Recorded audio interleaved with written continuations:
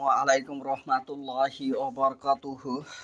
আলহামদুলিল্লাহি ওয়াহদাহু ওয়াসসালাতু ওয়াসসালামু আলা মান লা নাবিয়্যা বা'দাহু। আউযুবিল্লাহি মিনাশ শাইতানির রাজিম। বিসমিল্লাহির রহমানির রহিম। বা'আবু ফি ফাসলিল হুব্বা ফিল্লাহি।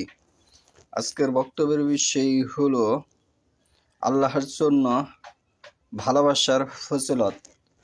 আপনি যদি আল্লাহর জন্য কাউকে ভালোবাসেন, তার ফজিলত, তার প্রতিদান পুরস্কার সম্পর্কে যে হাদিসটি তেলাওয়াত করেছি, সহিহ মুসলিম শরীফ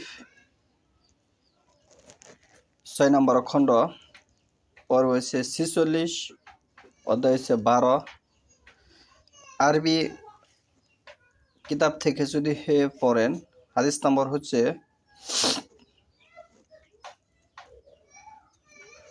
2566,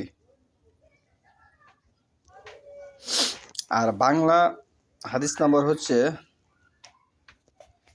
6442, পৃষ্ঠা হচ্ছে 17।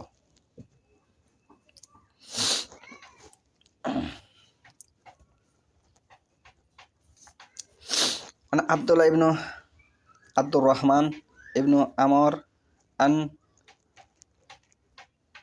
আবিল হুবাব সাইয়্যিদ ইবনু ইয়াসার আন আবি হুরায়রা কালা কালা রাসূলুল্লাহি সাল্লাল্লাহু আলাইহি ওয়াসাল্লাম ইন্নাল্লাহা ইয়াকুলু ইয়াওমাল কিয়ামাতি আইনাল মুতাহাবুনা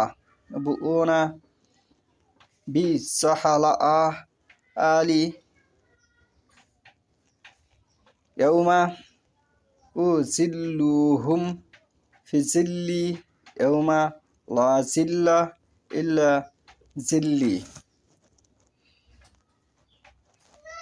কুতাইবা ইবনু সাইদ রাহমাতুল্লাহ আবু হুরায়রা রাদিয়াল্লাহু থেকে বর্ণিত, তিনি বলেন, রাসূলুল্লাহ সাল্লাল্লাহু আলাইহি ওয়াসাল্লাম বলেছেন, কিয়ামতের দিন আল্লাহ বলবেন, আমার মহত্বের কারণে একে অপরের প্রতি ভালোবাসা স্থাপনকারীরা কোথায়?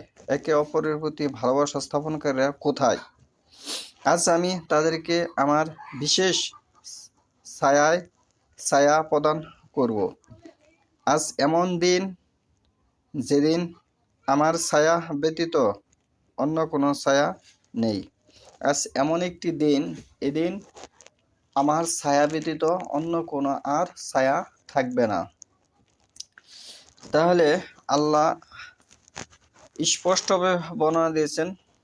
আল্লাহ রাসূল সাল্লাল্লাহু আলাইহি ওয়াসাল্লাম বলেছেন, হাদিসটি আবু হুরায়রা থেকে বর্ণিত হয়েছে, আমি যদি কাউকে ভালোবাসি, সেটি আল্লাহর উদ্দেশ্যে ভালোবাসতে হবে।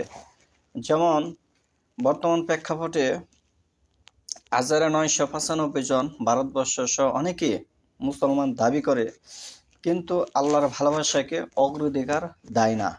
উদাহরণস্বরূপ আমি একটি দেখিয়ে দিই।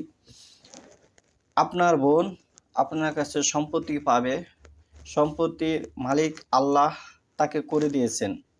সম্পত্তির মালিক আপনার পিতা নয়, আল্লাহ তাকে সম্পত্তির মালিক বানিয়ে দিয়েছেন। সে সম্পত্তি আপনি তাকে দেননি। তাহলে এখানে আপনি আল্লাহকে ভালোবাসলেন না। আপনি আল্লাহকে ভালোবাসার জন্য যদি আপনি আপনার বোনের সম্পত্তি দিয়ে দিতেন, তাহলে এখানে আল্লাহর ভালোবাসাকে অগ্রাধিকার দেওয়া হতো। 1 2 নম্বরে, সমাজে এখনো সুদখোর, ঘুষখোর বিদ্যমান আছে। তার মানে এরা কি আল্লাহকে ভালোবাসে? একজন বন্ধু বিপদে পড়েছে, তাকে সহযোগিতা না করে তার কাছে থেকে চক্রবৃদ্ধি হারে সুদ খাচ্ছে, এটি কিন্তু আল্লাহর ভালোবাসা নয়।